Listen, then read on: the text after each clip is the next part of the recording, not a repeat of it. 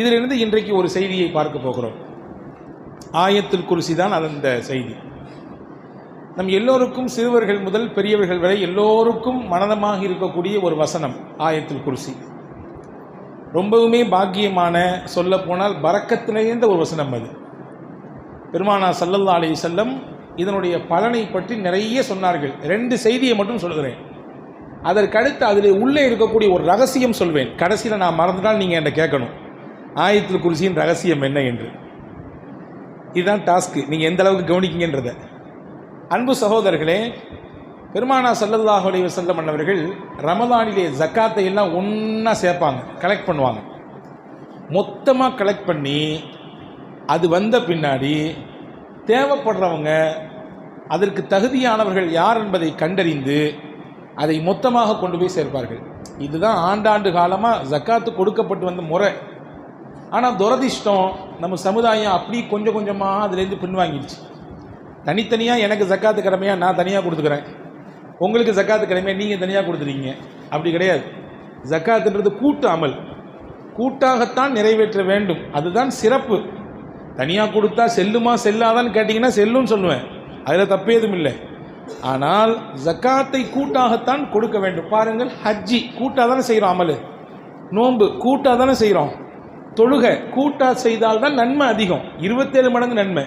தனியாக தொழுதாலும் கூடும், ஆனால் பள்ளிவாசலில் வந்து ஜமாத்தால் தொழுதிங்கன்னா 27 மடங்கு நன்மை கிடைக்கும். அதே மாதிரி தான் ஜக்காத்து என்பதும் கூட்டாக செய்வது தான் சிறப்பு. ரசூல் ஸல்லல்லாஹு அலைஹி வஸல்லம் ஜக்காத்தினுடைய பொருளை எல்லாம் கலெக்ட் பண்ணி மஸ்ஜித் நபியில் வச்சுருந்தாங்க. ராத்திரி நேரம் 4 நபர்கள் வந்து போகக்கூடிய இடம் என்பதினாலே ஒருவருக்கு பொறுப்பு போட்டு இங்கே கவனிச்சுக்கணும். நாங்கள் அந்த பொறுப்பு நியமிக்கப்பட்டவர் சையதுனா அபூ ஹுரைரா ரலியல்லாஹு அன்ஹு. ரொம்ப பிரபலமான சஹாபி இவங்க கண் முழிச்சு பார்த்துட்டு இருக்காங்க. யாருடைய, ஏன்னா பைத்துல் மாலுடைய பொருளாச்சே, பொது சொத்து, யாரும் கை வைத்து விடக்கூடாது. எல்லாருமே நாளைக்கு அல்லாஹ்ட்ட பதில் சொல்ல வேண்டிய நிலை ஏற்பட்டு போயிடும். எனவே தான் எதிலே கவனமாக இருக்கிறோமோ இல்லையோ, பொது விஷயத்தில் ரொம்ப கவனமாக இருக்க வேண்டும். தொலைந்த பொருள் 1 ரூபாயாக இருந்தாலும் எல்லாருமே குற்றவாளி, நாம் எல்லாரும் அல்லாஹ்விடத்திலே பதில் சொல்லி ஆக வேண்டும். எனவே தான் அந்த பொறுப்பை உணர்ந்து நம்மிலே இன்னைக்கும் பலர் அதை மிகுந்த இறுக்கமாக அதை பின்பற்றுவதை பார்க்கிறோம், இல்லையா? ஸல்லல்லாஹு அலைஹி வஸல்லம் அபூ ஹுரைரா ரலியல்லாஹு அன்ஹு நியமிச்சிருந்தாங்க. அபூ ஹுரைரா ரலியல்லாஹு அன்ஹு அவர்கள் ராத்திரி எல்லாம் கண் விழித்து அதை பாதுகாத்துருக்காங்க. திடீர்னு ராத்திரி ஒருத்தன் வந்து மூட்டையில் அந்த சாக்கு பையில் அந்த பொருளை எல்லாத்தையும் அள்ளி போட்டுக்கிட்டு இருக்கிறான். பிடிச்சிட்டாங்க போய். யார் நீ, எங்கேருந்து வந்த?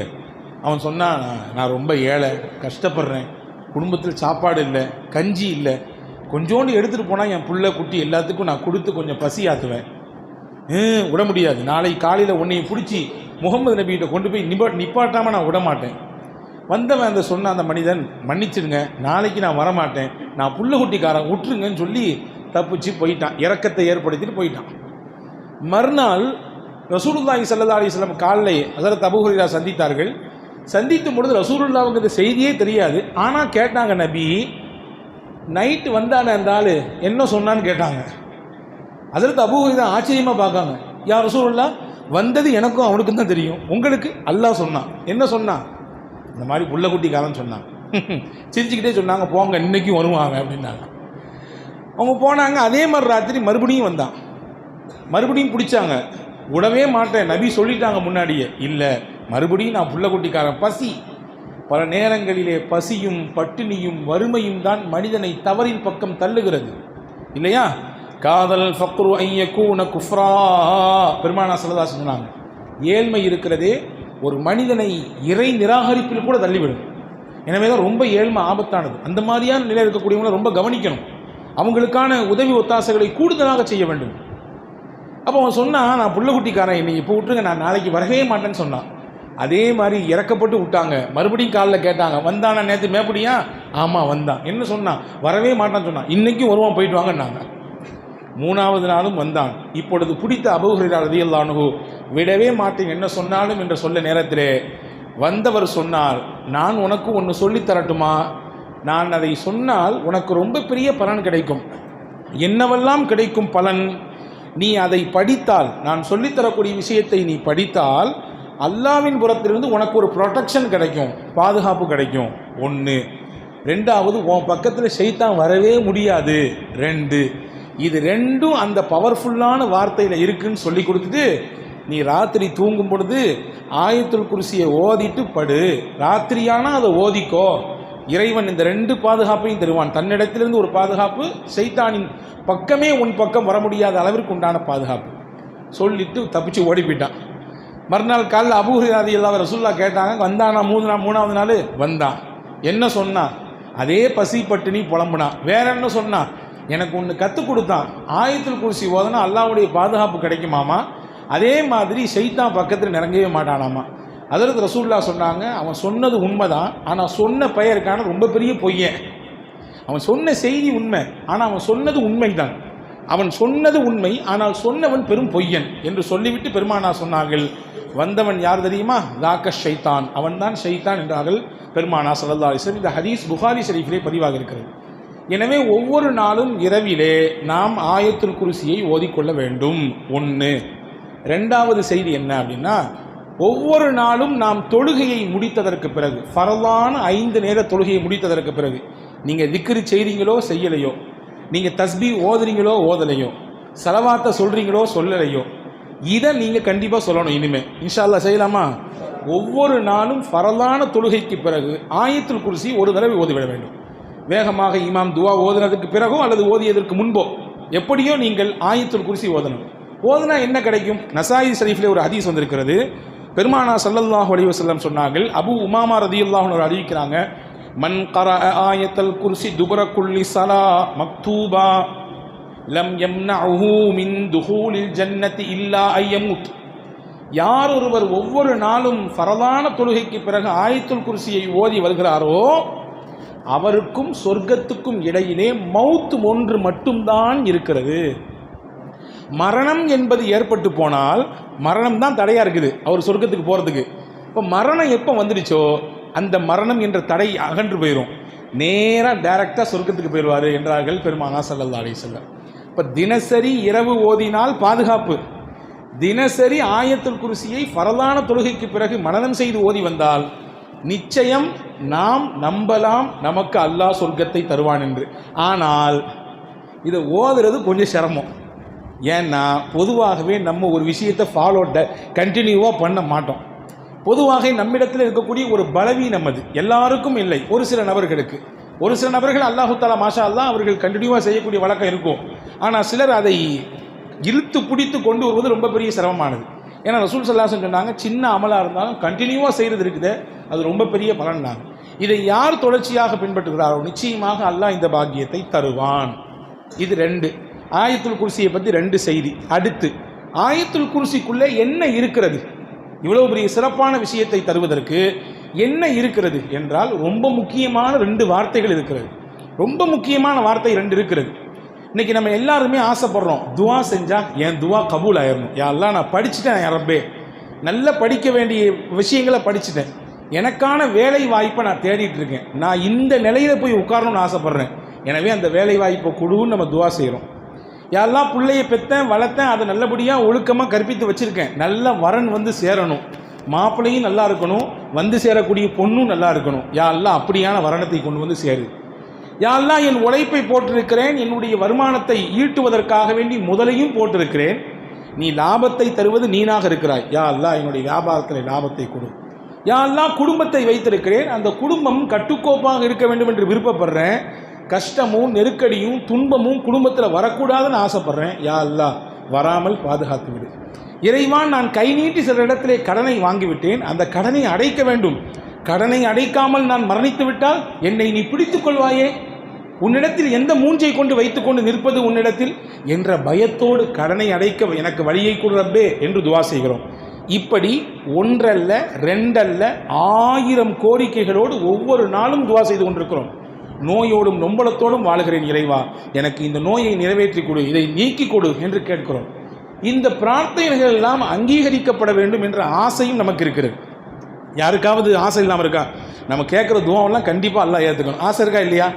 அதன் ரகசியம்தான் இதுக்குள்ளே 2 வார்த்தை இருக்கிறது. என்ன வார்த்தை அது? அல்லாஹு லா இலாஹ இல்லா ஹுவல் ஹய்யுல் கய்யூம், அல் ஹய்யு அல் கய்யூம், இந்த 2 தான் அந்த வார்த்தை. இந்த 2 வார்த்தை இந்த ஆயத்துல் குர்சியில் அல்லாஹ் வச்சதுனால தான் ஆயத்துல் குர்சியே பலமிக்கதாக மாறிப்போனது. சாதாரண வார்த்தைகள் அல்ல இந்த ரெண்டும். இந்த ரெண்டு வார்த்தையும் சாதாரண வார்த்தை இல்லை. சையதத்துனா ஃபாத்திமா ரதியல்லாஹு தஆலா அன்ஹா, ரசூலுல்லாஹ்வுடைய மகளார், அன்பு மகளார். ரசூலுல்லாஹி ஸல்லல்லாஹு அலைஹி வஸல்லம் ஒரு நாள் வர்றாங்க. நசாயி ஷரீஃபில் இந்த ஹதீஸ் வந்திருக்கிறது. பெருமானார் இடத்திலிருந்து அந்த ஹதீஸை அறிவிக்கிறது சையதுனா அனஸ் இப்னு மாலிக் ரலியல்லாஹு அன்ஹு. ஹஜ்ரத் ஃபாத்திமா அம்மாட்ட வந்து கேட்டாங்க, ஃபாத்திமா, நான் உனக்கு ஒரு விஷயம் சொல்லி தருவேன். நீ காலையிலையும் மாலையிலையும் இந்த துவாவை கட்டாயமாக ஓதணும். காலையானாலும் ஓத வேண்டும், மாலையிலும் ஓத வேண்டும். இதனால் என்ன கிடைக்கும் தெரியுமா? மிகப்பெரிய பலன் உனக்கு கிடைக்கும். நீ இதை ஓதாமல் விட்டுவிடக்கூடாது என்று சொல்லி இவ்வளவு தூரம் வலியுறுத்தி ஹஜ்ரத் ஃபாத்திமாவுக்கு ரசூல் ஸல்லல்லாஹு அலைஹி வஸல்லம் துவா செஞ்சு கொடுத்தாங்க. என்ன துவா அது? அல்லாஹும்ம யா ஹய்யு யா கய்யூம் பிரஹ்மதிக அஸ்தகீஸ். ஹய்யும் கய்யூம், நித்திய ஜீவனே, நிலைத்திருக்கக்கூடியவனே, மரணமே என்ற ஒன்று உனக்கு கிடையவே கிடையாது. எல்லாத்துக்கும் மரணம் உண்டு, அல்லாஹ்விற்கு மரணம் உண்டா? கிடையாது. கய்யூம், எப்பொழுதுமே இருப்பான், எல்லா காலத்திலும் இருப்பான். எனவே நித்திய ஜீவனாக நிலைத்திருக்கக்கூடிய இறைவா, பிரஹ்மதிக அஸ்தகீஸ், உன் அருளை கொண்டு உன்னிடத்தில் உதவி தேடுகிறேன். ஒபி அதாபிக நஸ்தஜீர், உன் வேதனையிலிருந்து நான் பாதுகாப்பு தேடுகிறேன். அஸ்லிஹ் லி ஷஅனி குல்லஹ், என் காரியம் அனைத்தையும் நீ லேசாக்கிவிடு, என் காரியம் அனைத்தையும் நீ சரி செய்து விடு. வலா தகில்னி இலா நஃப்ஸி தர்ஃபத ஐன், கண் இமைக்கும் நேரம் கூட என் விஷயத்தை என் மீதே நீ சுமத்தி விடாதே. கண் இமைக்கும் நேரம், மைக்ரோ செகண்ட், இந்த கண் இமைக்கிறதுக்கு எவ்வளோ நேரம் ஆகுது? அந்த நிமிட பொழுது, அந்த சனப்பொழுது கூட என் காரியத்தை என் மீது நீ சுமைத்து விடாது. அப்படின்னா என்ன தெரியுமா அர்த்தம்? நான் விளக்க சொல்கிறேன். அந்த கண் இமைக்கும் நேரம் இந்த உடலில் இயங்கி கொண்டிருக்கக்கூடிய மூச்சு, அதை நீ தான் கண்ட்ரோல் பண்ணணும்னு அல்லாஹ் சொல்லிட்டான்னு வச்சுக்கலாம். என்ன ஆகும் கதை? ரத்தம் மேலும் கீழும் போய்கொண்டே இருக்கிறது, ரத்தம் ஓடிக்கொண்டே இருப்பதனாலே இயங்கிக் கொண்டே இருக்கிறோம். அந்த இரத்த ஓட்டத்துக்கு நீ தான் பொறுப்பு, பார்த்துக்கோ என்று நம்மிடத்திலே அந்த பொறுப்பை சாட்டிவிட்டால் என்ன ஆகும் கதை? ஒன்றுமே நடக்காது. இப்போ எல்லா இயக்கமும் யாருடைய கண்ட்ரோலில் இருக்குது? அல்லாஹ்வுடைய கண்ட்ரோல் இருக்குது. கண் இமைக்கும் நேரம் கூட என் விஷயத்தை நீ என் மீதே சாட்டிடாத, நீ தான் எனக்கு பொறுப்பு என்ற பொருள்பட இருக்கிற இந்த துவாவை தினசரி காலையிலும் மாலையிலும் ஓத வேண்டும் என்று ஹஜ்ரத் ஃபாத்திமா ரலியல்லாஹு ரசூலுல்லாஹ் சொல்லி கொடுத்தாங்க. இந்த துவா ஏன் இவ்வளோ பெரிய மகத்துவமான துவாவாக மாறியது என்றால், இதிலே பெருமானார் சேர்த்த வார்த்தை அல்லாஹும்ம யா ஹய்யு யா கய்யூம். ஹய்யுனே, கையுமே, அல்லாவே என்று சொல்லி அழைத்து துவங்கக்கூடிய துவா என்பதனாலே இது மகத்துவமான துவா. இதை ஓதுவதனாலே எல்லா விஷயங்களும் சரியாகிறது. உலகம் மற்றும் ஆகிரத் சார்ந்த அனைத்தையும் உள்ளடக்கிய ரொம்ப அற்புதமான துவா. ரசூலுல்லாஹ் அஸ்லிஹலி ஷஅனி குல்லா, என் காரியங்கள் அனைத்தையும் லேசாக்கிவிடு என்று கேட்கிறார்கள். அப்படின்னா என்ன அர்த்தம்? நம்முடைய வீடு, நம்முடைய குடும்பம், நம்முடைய அண்டை வீடு, நம்முடைய நண்பர்கள், நாம் செய்யக்கூடிய வேலைகள், நாம் செய்யக்கூடிய அமால்கள், நல்ல அமல்கள், அதே போன்று நம்முடைய கல்வி, நம்முடைய உயர்வு, நம்முடைய உள்ளம், நம்முடைய மனைவி, நம்முடைய பிள்ளைகள், நம்முடைய வியாபாரம் எல்லாம் இதில் அடக்கம். எல்லாத்தையும் எனக்கு சரி செஞ்சு கொடு. நீ சரி செஞ்சாதான் அது எல்லாம் சரி செஞ்ச மாதிரி இருக்கும். வேற யாரு கை வச்சாலும் அப்படி சரி செய்ய முடியாது. எனவே அப்படி சரி செஞ்சு கொடு என்று பெருமானார் ஸல்லல்லாஹு அலைஹி வஸல்லம் சையதத்துனா ஃபாத்திமா ரலியல்லாஹு தஆலா அவர்களுக்கு கற்றுக் கொடுத்தார்கள். எனவே அப்படிப்பட்ட ஒரு அற்புதமான வார்த்தையை தாங்கி நிற்கிறது இந்த துவா. எனவேதான் பெருமானார் ஸல்லல்லாஹு அலைஹி வஸல்லம் சொன்னாங்க, இஸ்முல் ஆலம் என்று ஒன்று இருக்கிறது. இஸ்முல் ஆலம் என்றால் என்ன? அல்லாஹ்வுடைய மகத்துவமான பெயர். அந்த பெயரை சொல்லி ஒருவர் துவா செய்தால் அல்லாஹ் நிச்சயமாக அந்த துவாவை கபூல் செய்வான். எது அந்த இஸ்முல் ஆலம்? அல்லாஹ்வுக்கு மொத்தம் எத்தனை பேருங்க இருக்குது? அல்லாஹ்வுக்கு 99 திருநாமங்கள் இருக்கிறது இல்லையா? வலில்லாஹில் அஸ்மாஉல் ஹுஸ்னா ஃபதுஊஹு பிஹா, அல்லாஹ்விற்கு அழகிய திருநாமங்கள் இருக்கிறது, அதை சொல்லி அவனை அடையுங்கள். யா ரஹ்மான் என்று சொல்லுங்கள், யா ரஹீம் என்று சொல்லுங்கள், யா மன்னான் என்று சொல்லுங்கள், யா ஹன்னான் என்று சொல்லுங்கள், யா தையான் என்று சொல்லுங்கள், யா மாலிக் என்று சொல்லுங்கள். இதெல்லாம் அல்லாஹ்வுடைய பேர். இதை சொன்னால் அவனுக்கு சந்தோஷம் வரும். அப்படி சொல்லி நீங்கள் துவா செய்யுங்கள். இந்த 99 பேரிலே அல்லாஹ்வின் மகத்துவமான பேர் என்பது எது? எந்த பெயரை சொன்னால் அல்லாஹ் துவாவை கபூல் செய்வான், எது அது என்ற ஒரு கேள்வி இருக்கிறது. ரசூலுல்லாஹ் அதற்கு பதில் சொல்றாங்க, அல் ஹய்யுல் கய்யூம் தான் அந்த துவா. அல்லாஹ்வுடைய திருப்பெயர்களில் எந்த பெயரை சொல்லி துவா செய்தால் அல்லாஹ் கபூல் செய்வானோ அந்த பெயர் அல் ஹய்யு அல் கய்யூம். பல அறிவிப்புகள் வந்திருக்கிறது, பல பெயர்களை அறிவிப்பு செய்கிறாங்க. ஆனால் ஒரு ஹதீஸில் இப்படி வந்திருக்கு. அனஸ் ரலியல்லாஹு சொல்கிறாங்க, சுனனு இப்னு மாஜாவில் இருக்கிறது, சுனனு நசாயில் இருக்கிறது, சுனனு அதே போன்று சுனனு அபூதாவுதில் இருக்கிறது இந்த ஹதீஸ். நாங்கள் எல்லாம் ரசூலுல்லாஹ் கூட பள்ளிவாசலில் உட்காந்துருந்தோம். ஒருத்தர் வந்தார், தொழுதார். தொழுது முடிச்சுட்டு அல்லாஹ்ட்ட ஒரு துவா செஞ்சார். என்ன துவா செஞ்சார்? அல்லாஹும்ம இன்னி அஸ்அலுக பி அன்ன லக்கல் ஹம்த் லா இலாஹ இல்லா அன்தல் மன்னான் பதீஉ ஸமாவாதி வல் அர்த் யா தல் ஜலாலி வல் இக்ராம் யா ஹய்யு யா கய்யூம். இந்த வார்த்தை அப்படி சொன்னார். யா அல்லாஹ், உன்னிடத்துல கேட்குறேன், நீ யாரு? ரொம்ப பெரிய உபகாரி. நீ தான் இந்த உலகத்தை எந்த முன்னுதாரணமும் இல்லாமல் படைச்ச, எந்த முன்னுதாரணமும் கிடையாது. நீ சங்கைக்கும் மகத்துவத்திற்கும் உரியவன், நீனே நிலையானவன், நீனே நித்திய ஜீவனானவன் என்ற வார்த்தையை சொல்லி துவா செஞ்சார். ரசூலுல்லாஹ் எங்களை எல்லாம் கூப்பிட்டு சொன்னாங்க, அவர் எந்த வார்த்தையை சொல்லி துவா செய்கிறார் தெரியுமா? இஸ்முல் ஆலம் சொல்லியிருக்கிறாரு, அல்லாஹ்வுடைய மகத்துவமான பெயரை சொல்லியிருக்கிறாரு. எந்த வார்த்தையை சொல்லி அல்லாஹ்விடத்திலே துவா செய்தால் அல்லாஹ் மறுக்கவே மாட்டானோ அந்த வார்த்தையை சொல்லியிருக்கிறாரு. அதுதான் அல் ஹய்யு அல் கய்யூம் என்று பெருமானார் ஸல்லல்லாஹு அலைஹி வஸல்லம் சொன்னார்கள் என்று சையதுனா அனஸ் இப்னு மாலிக் ரலியல்லாஹு அன்ஹு சொன்னாங்க. எனவே இந்த அல் ஹய்யுல் கய்யூம் என்பது ஆயத்துல் குர்சியிலே இடம்பெற்றிருப்பதினாலே அந்த ஆயத்துல் குர்சி மகத்துவமிக்கதாக மாறுகிறது. ஹதீஸிலே வந்திருக்கிறது. சையதுனா அபூ உமாமா ரலியல்லாஹு சொன்னாங்க, அல்லாஹ்வுடைய திருப்பெயர் குறிப்பாக அந்த இஸ்முல் ஆலம் திருக்குரானிலே 3 வசனங்களிலே இடம்பெறுகிறது. எந்த வசனம்? சூரா பக்ராவிலே ஒரு ஆயத், சூரா ஆலு இம்ரானிலே ஒரு ஆயத், சூரா தாஹாவிலே ஒரு ஆயத். சூரா பக்ராவிலே என்ன ஆயத்? அதுதான் ஆயத்துல் குர்சி. சூரா ஆலு இம்ரானிலே எந்த ஆயத்? அதுதான் துவக்க வசனம். அலிஃப் லாம் மீம் அல்லாஹு லா இலாஹ இல்லா ஹுவல் ஹய்யுல் கய்யூம். இன்னைக்கு ஓதணும் பார்த்தீங்களா, கடைசி ரக்காத்தில் அதான் ஓதப்பட்டுச்சு. 3வது சூரா தாஹாவிலே என்ன ஆயத்? வஅனத்தில் உஜூஹு லில் ஹய்யுல் கய்யூம். இதுதான் அந்த ஆயத். இந்த 3 ஆயத்துமே நீங்கள் கணக்கு பண்ணி பாருங்கள், 3லையுமே ஹய்யுல் கய்யூம் வருது. அல்லாஹு லா இலாஹ இல்லா ஹுவல் ஹய்யுல் கய்யூம் ஆயத்துல் குர்சியினுடைய முதல் வார்த்தை. அதே மாதிரி சூரா ஆலு இம்ரானுடைய முதல் வசனம் அல்லாஹு லா இலாஹ இல்லா ஹுவல் ஹய்யுல் கய்யூம் 2. தாஹா சூரா வரக்கூடிய வஅனத்தில் உஜூஹு லில் ஹய்யுல் கய்யூம், அங்கேயும் ஹய்யுல் கய்யூம் வருது. இப்போ ரசூலுல்லாஹ் இஸ்முல் ஆலம் குர்ஆனில் 3 ஆயத்தில் வருது. அந்த 3 ஆயத்து எந்தெந்த சூறா இருக்குன்னு சொல்லி தர்றாங்க. ஒன்று சூரா பக்ரா, இன்னொன்று சூரா ஆலு இம்ரான், 3வது சூரா தாஹா. இந்த 3லையுமே வரக்கூடிய ஒரே வார்த்தை அல் ஹய்யு அல் கய்யூம். அப்போ இப்போ புரியுதா ஏன் ஆயத்துல் குர்சி இவ்வளவு வெயிட்டான ஆயத்தா இருக்குன்னு? புரியுதா? அல்லாஹுடைய மகத்துவமான பேர் இருக்கிறது. எனவே அன்பர்களே, ஆயத்துல் குர்சியை 10ஓடு 11ஆக பார்க்கக்கூடாது. நான் உங்களுக்கு சொல்லுகிறேன், ரகசியம் ஒன்று இருக்கிறது. ஆயத்துல் குர்சியில் எவ்வளவு பெரிய கண்பாடு ஒருவருக்கு இருந்தாலும் அதை தொடர்ச்சியாக அவர் ஒரு குறிப்பிட்ட தடவை ஓதினால் அதையெல்லாம் அடித்து நொறுக்கிவிடும். இன்னும் சொல்கிறார்கள் அறிஞர்கள், ஒருவருக்கு சூனியத்தின் பாதிப்பு இருக்கிறது, பெரிய கஷ்டத்தில் இருக்கிறார், நெருக்கடியில் இருக்கிறார், அவருக்கு தொடர்ச்சியாக சில குறிப்பிட்ட தடவைகள் அவர் ஆயத்துல் குர்சியை ஓதினார் அதையெல்லாம் முறித்து போடுகிற அளவிற்குண்டான ஆற்றலை ஆயத்துல் குர்சியில் வைத்திருக்கிறார். குறிப்பாக நாம் எல்லாரும் பயணிக்கிறோம். இதுதான் ஆயத்துல் குர்சியினுடைய ரகசியத்தை கடைசியில் சொல்கிறேன்னு சொன்னேன்ல. எல்லாருமே நம்ம ட்ராவல் பண்ணுறோம், பைக் ட்ராவல் பண்ணுறோம், காரில் ட்ராவல் பண்ணுறோம், விமானத்தில் ட்ராவல் பண்ணுறோம், ரயிலில் ட்ராவல் பண்ணுறோம், கடலில் ட்ராவல் பண்ணுறோம். இப்போ ட்ராவலுங்கிறது பல ரூபத்தில் இருக்குது. இன்றைக்கி அதிகப்படியான விபத்துகள் எங்கே நடக்கிறது அப்படின்னா வாகன விபத்து ரோடுகள் நடக்குது. ஒன்று சொல்கிறேன் கேட்டுங்க, இனிமேல் இதை மனநமிட்டுக் கொள்ளுங்கள். ட்ராவல் பாதுகாப்பாக இருக்கணும்னு நீங்கள் ஆசைப்பட்டீங்கன்னா நம்முடைய பயணம் எந்த ஒரு இடையூறும் இல்லாமல் பாதுகாப்பான பயணமாக இருக்க வேண்டும். முன்னாடி எல்லாம் விமான பயணம், விமானத்தினுடைய அந்த விபத்து அங்கொன்றும் இங்கொன்றுமாக இருந்தது. இன்றைக்கி சர்வசாதாரணமாக நிறைய விமான விபத்துகள் நடக்குது. பார்த்தீங்களா? சமீபத்தில் ஒரு 6 மாதத்தினுடைய கேப்பில் எத்தனை விமான விபத்துகள் பார்த்தீர்களா? எல்லா விபத்திலிருந்தும் அல்லாஹ் இந்த விஷயத்தை சொன்னால் பாதுகாப்பான். என்ன? அது ஆயத்துல் குர்சி தான், வேற ஒன்றும் இல்லை. நீங்கள் எப்பொழுது பயணத்தை துவங்கினாலும், பைக்கை ஸ்டார்ட் பண்ணாலும் சரி, காரை ஸ்டார்ட் பண்ணாலும் சரி, ஃப்ளைட்டில் ஏறினாலும் சரி, ட்ரெயினில் ஏறினாலும் சரி, ஒரே ஒரு தடவை ஆயத்துல் குர்சி ஓதிங்க. ஒரே ஒரு தடவை ஓதி முடிச்சுட்டு கடைசியில் என்ன செய்யணும்னா, அந்த ஆயத்துல் குர்சியின் கடைசி வார்த்தை நான் சொல்கிறேன், உங்களுக்கு ஞாபகம் வரும். வல யஊதுஹு, சொல்லுங்க, வல யஊதுஹு ஹிஃபுதுஹுமா வஹுவல் அலியுல் அதீம். இதை மட்டும் 3 தடவை சொல்லணும். ஆயத்துல் குர்சி ஒரு தடவை ஓதணும். ஓதி கடைசியில் முடிக்கும் பொழுது வல யஊதுஹு ஹிஃபுதுஹுமா வஹுவல் அலியுல் அதீம் 3 தடவை சொல்ல வேண்டும். முடிஞ்சிருச்சா?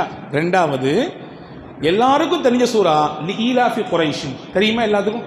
லி ஈலாஃபி குரைஷின் ஒரே ஒரு தடவை ஓதணும்.